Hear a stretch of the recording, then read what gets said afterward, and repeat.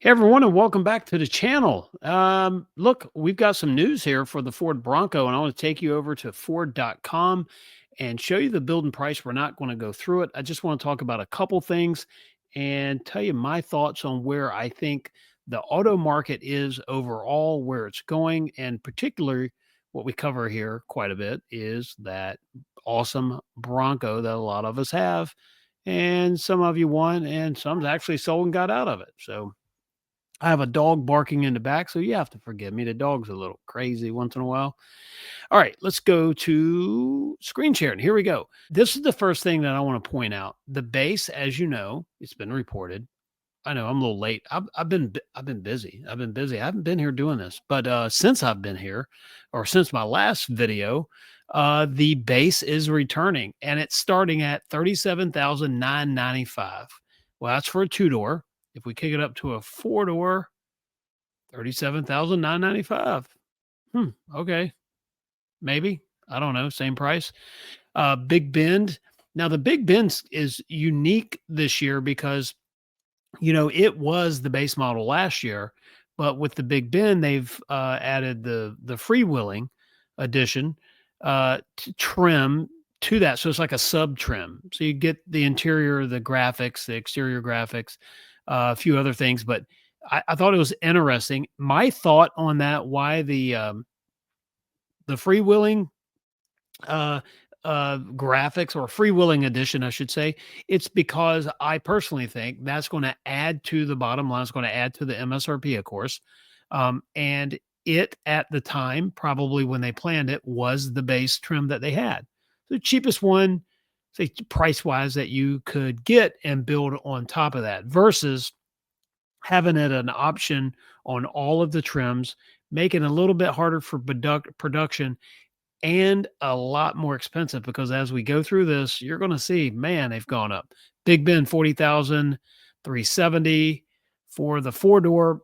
Notice there's only available in the four door, the Outer Banks in the four door, the Heritage Edition, the four door. I like how they've cleaned this up a little bit. So even though we still have seven trims, you have less options for each trim on certain things, but like over on the Badlands, holy smoke, since I did a build and price on the Badlands, they've added a ton of stuff. And mainly it's geared around the top and accessories. There are a lot of top combinations, dual tops, bimini top, soft top with the painted top or MIC top. I mean, yeah, man, decisions. Outer Banks, 47,940 starting at before you do anything. Let me get back to the screen here. Badlands. I love my Badlands. 51,385. And that's for the four door. Now I'm not going to do the building price today. We're going to do one here in the near future, but I did do one and I built my sort of my 21 Badlands soft top. I built the closest thing that I could do to that. Azure Gray is closest thing to Area 51. I do think there's a charge on that. I can't remember if they charge for the Azure now. They used to. Azure Gray, whatever it's called. But I did try to build it exactly like the one that I have right below us here in the garage. And it came out to be just about $9,000 more. So from September of 21, when I took delivery, until November 24, doing the build and price, $9,000 in cost. And that's not adding the Haas 2.0. That's not adding a hard top. I mean, that's just literally how mine is: soft top, Badlands, Sasquatch, Lux. I did do that. All right. So starting at 51,000, now we're getting up to something that's new. And I haven't done a video on this one at all. I am going to dive deep into it. And pretty cool. I have some pictures from Carlisle, Pennsylvania when they had the Strop Broncos there, Strop Broncos there. And it was really cool to see these original Broncos all together. And you can see all the little nuances and changes. I'm happy with it. The color codes are slightly different because Ford's using the colors they have. Um, let's see, Oxford white, I guess Atlas blue, and then code red. Yeah, there you go. So and the black hood. By the way, the hood is matte black for a reason. I don't know. A lot of you may know this and probably do, but for some of you who don't know, the black matte colored roof was to prevent glare in the driver's face while racing in the Baja. So why does it have a black hood? That was originally, so the new one obviously has a black hood to pay tribute to the original. All right, so starting at 75,635. Wow. Um, so we're going to dive deep. I'm not going to claim to be an expert on it. So until I do that video, I can't wait to see. And this is me being honest because I haven't done all the homework. 75,635. We know it's a different paint scheme. We know it's a different grill. I'm sure there's some other differences in there. So let's see what it is. And I want your opinion on it. Is it worth it? And by the way, hit like on this video if you don't mind. And if you haven't subscribed, please consider subscribing. We would greatly appreciate it. Hit the bell icon. But let me know in the comments below. What do you think about what you know about the stroke, the 2025 stroke Bronco? Um, and they're again paying tribute to the original, only offered in a two-door. Bronco Raptor. Now, this is one, I wanted a Raptor. I ordered one and it came in and I didn't take delivery because I really started doing some soul searching on it. And before we spend $100,000, I mean, starting at 9,000 or nine, I wish, right? You'd have to go all the way back to like what, the 70s. Um, Starting at 90,035. When we look at a family unit and long-term plan, not long-term plans, but just what we want to do, we've got two Broncos now. We decided just to go ahead and buy a new Range Rover. And that, I mean, we haven't gotten it yet, but that's what Becky is going to do versus the Bronco Raptor. So she's going to get a Range Rover, have her Bronco, and for the fun stuff, the beach and whatever, and then the Range Rover for going to the mall and work and but anyway, and so the Bronco Raptor, of course, nothing's changed with this, only offered in a four-door. So we're going to do some of these build and prices to see what's changed since I've done the last build and price, but just right off the bat, the Badlands is $9,000 more. Now, I did pull some numbers. I did this quick. I need to dive deep on this to make sure. So full disclosure, I may not be 100% accurate on this. But from Ford's earning reports, it looks like they've built in 2024 at Michigan Assembly Plant, which is the only place the Broncos built, they built 128,943 Broncos. Now, this is up until October, the end of October.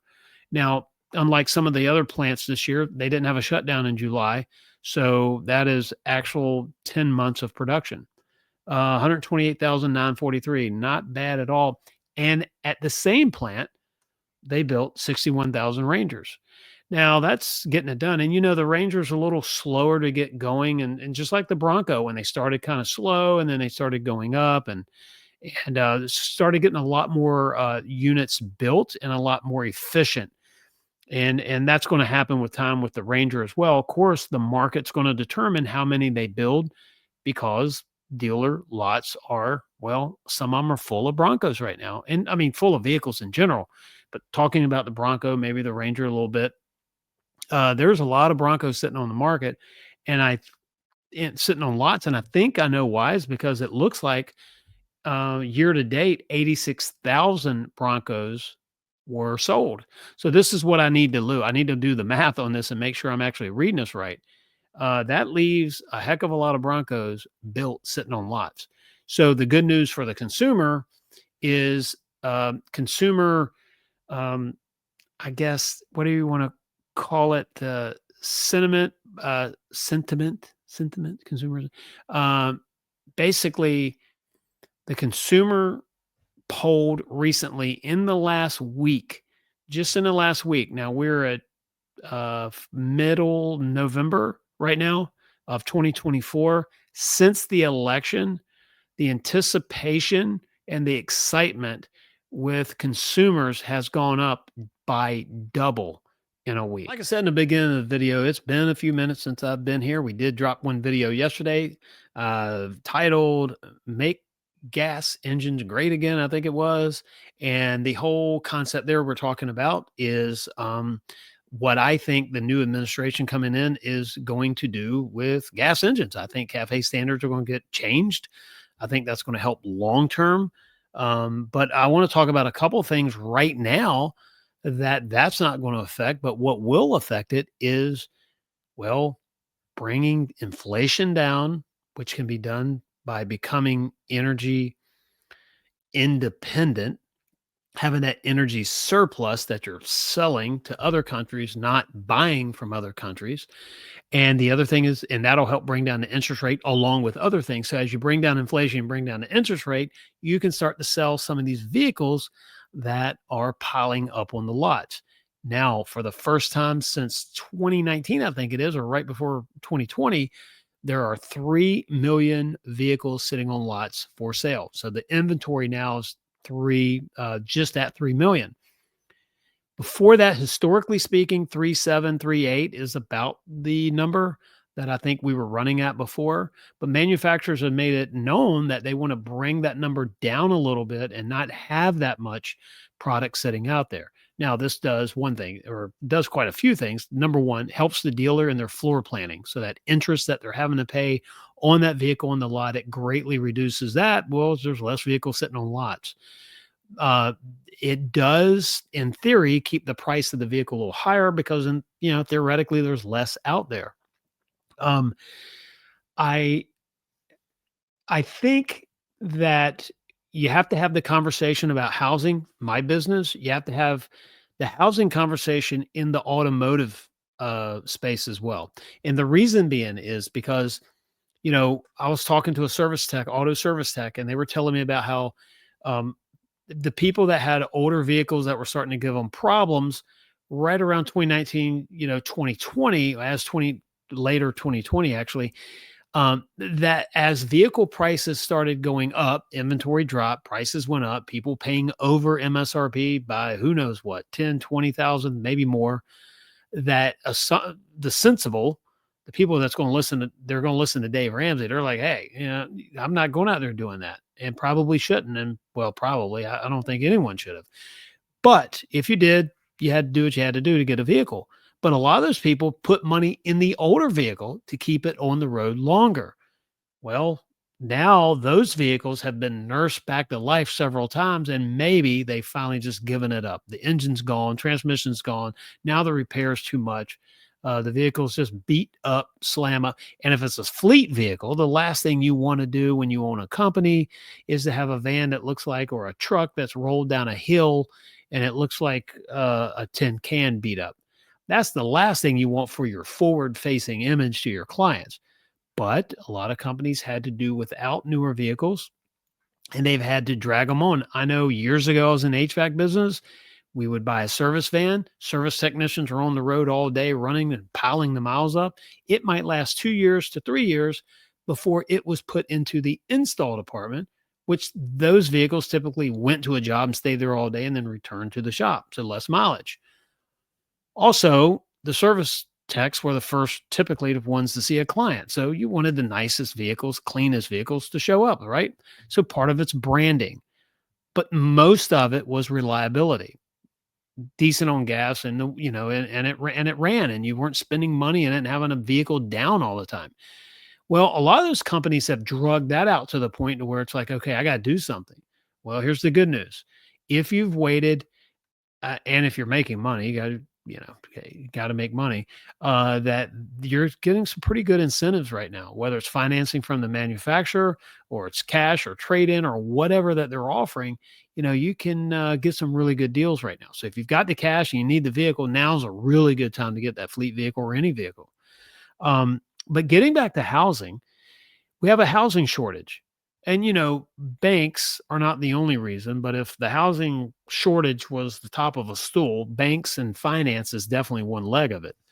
Um, New construction financing for a spec house. So for inventory to build a house to sell, a lot of banks don't want to touch it. Then they've gotten crazy with investment loans. And private money is really what's going to save the real estate world, in my opinion, is private funds and things like that. But it's harder. So inventory is lower in housing. Housing costs more. Then you have the interest rates, so the cost of ownership's higher. Well, that person that has to buy that house is now they're I mean, they can't they can't pay what they're having to pay for the house and interest on that house and the total payments, and then buy that overpriced vehicle, or to buy a vehicle, period. And right now, vehicles, at least compared to the last, I'd say 12 months, it's a better time to buy a vehicle, obviously, than a year ago. But what I'm saying is, until housing is fixed, it's always going to have a shadow effect over here on the auto manufacturers. So they are two different industries. I get it. Two different parts of the consumer's reality, but they're connected, because if the house is using all of your cash, then what do you I mean, at some point you run out of financing. Now, auto credits eased up in October for the auto industry. But and you can get a 30-year fixed mortgage. You can get a 15, 25, 30-year mortgage, no big deal. All right. But a construction loan, what we need to bring new product on the market, is the issue. So part of where I've been is we've started our own capital company.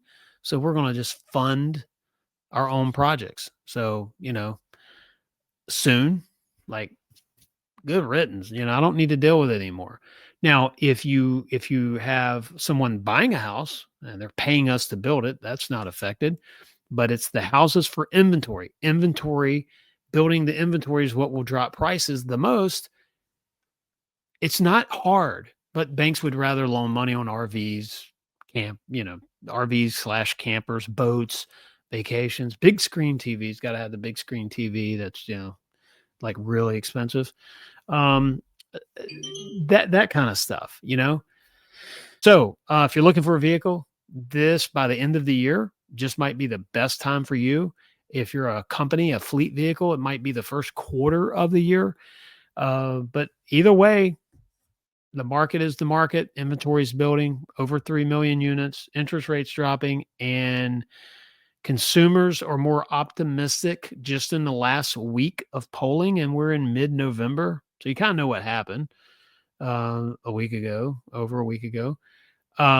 But consumers that were polled in the last week are more optimistic by double for the economy coming up, in the next 2 to 3 years. I think it was like the future, the economy now, or the economy, how long it's like double the people said we're more optimistic now than we have been.